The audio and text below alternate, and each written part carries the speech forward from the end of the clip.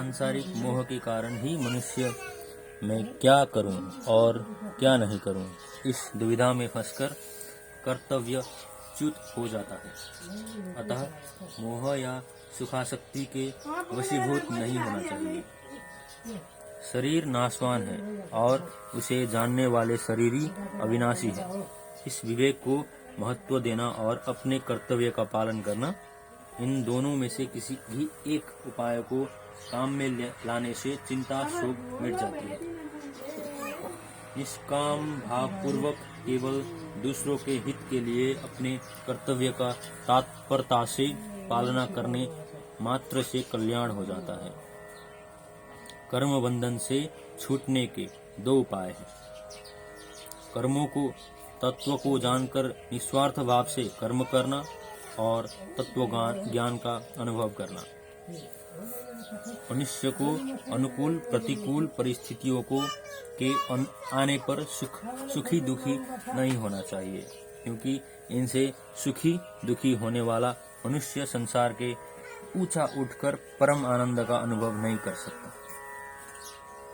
किसी भी साधन से अंतःकरण में समता आनी चाहिए। समता आए बिना मनुष्य सर्वथा निर्विकार नहीं हो सकता। सब कुछ भगवान ही है, ऐसा स्वीकार कर लेना सर्वश्रेष्ठ साधन है। अंतकालीन चिंतन के अनुसार ही जीव की गति होती है।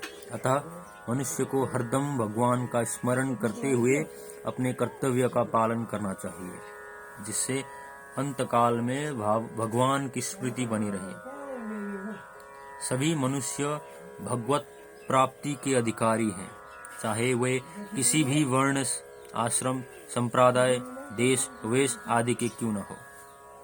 संसार में जहाँ भी विलक्षणता विशेषता सुंदरता महत्ता विद्वता बलवत्ता आदि दिखे, उसको भगवान का ही मानकर भगवान का ही चिंतन करना चाहिए।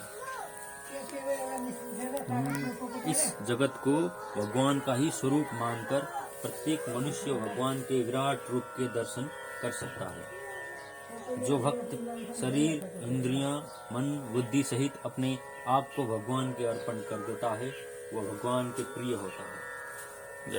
संसार में एक परमात्मा तत्व ही जानने योग्य है। उसको जानने पर अमरता की प्राप्ति हो जाती है। संसार बंधन से छूटने के लिए स्वतः रज और तम इन तीनों गुण से अतीत होना जरूरी है। अनन्य भक्ति से मनुष्य इन तीनों गुणों से अतीत हो जाता है। गुणा त्यो भन्दा बाहिर अतीत गुणातीत भन्छ। इस संसार का मूल आधार और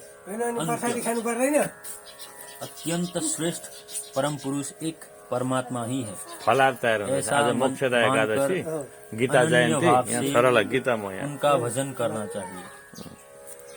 दुगुण दुराचारों से ही मनुष्य 84 लाख योनियों एवं नरकों में जाता है और दुख पाता है। अतः जन्म मरण के चक्र से छूटने के लिए दुर्गुण दुराचारों का त्याग करना आवश्यक है। मनुष्य श्रद्धापूर्वक जो भी शुभ कार्य करे, उसको भगवान का स्मरण करके उनके नाम का उच्चारण करके ही आरंभ करना चाहिए। सब ग्रंथों का सार वेद है, वेदों का सार उपनिषद है, उपनिषदों का सार गीता है और गीता का सार भगवान की शरणागति है। जो अनन्य भाव से भगवान की शरण हो जाता है, उसे भगवान संपूर्ण पापों से मुक्त कर देते हैं। जय हो जय। यही कुरा सत्य। श्री कृष्ण गोविंद उच्चारण कर। श्री कृष्ण गोविंद हरि मुरारे, हे नाथ नारायण वासुदेव, श्री श्याम नारायण हे मुकुंद, लक्ष्मीपते केशव वासुदेव। श्री राधा कृष्ण भगवान को जय। श्रीमद् भगवत गीता को जय। आज गीता जयन्ती को पावन अवसरमा हामीले गीता गान गर्ने प्रयास गर्यौं। जय श्री कृष्ण। हजुरआमालाई पनि केही श्लोकहरू श्रवण गरायौं र अहिले यो गीताको सार बाबुले श्रवण गराइरहेछ। नारायण शरण सबैलाई शुभकामना गीता जयन्तीको पावन अवसरमा अनि मोक्षदा एकादशीको अपार महिमा र यहाँ हामी अमलाको पेटमा छौँ। तुलसी महारानी सानिध्यमा हुनुहुन्छ।